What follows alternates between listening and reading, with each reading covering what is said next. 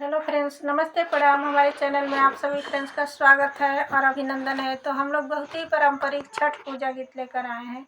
अगर अच्छा लगेगा तो लाइक शेयर सब्सक्राइब जरूर कीजिएगा और कमेंट बॉक्स में जय छठी मैया लिखना न भूलिएगा। तो चलिए सुनाते हैं। जय छठी मैया, जय छठी मैया। दुआरे नारियल बोवे छठी मैया, अंगना बोवेलिया नाथ, अंगना बोवेलिया नाथ।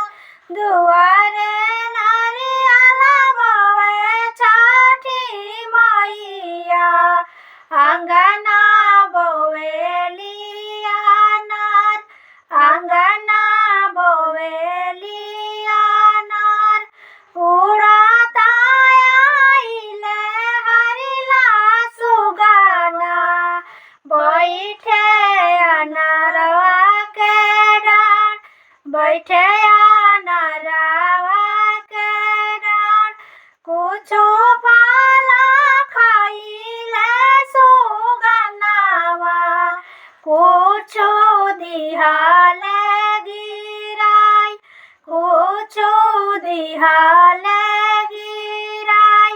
मचिया बैठल छठी मैया, रहे रोदना पासार, रहे रोदना पासार।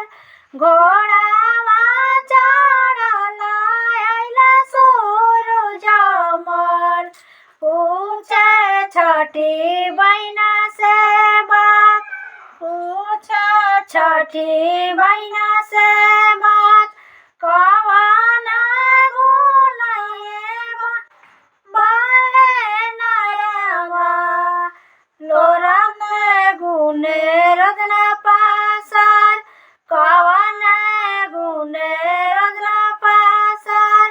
कवन गुनैया बहे लोरावा, कौने गुने रोदना पासार, कौन गुने रोदना पासार। दुआरा पर बोलो नारियलवा,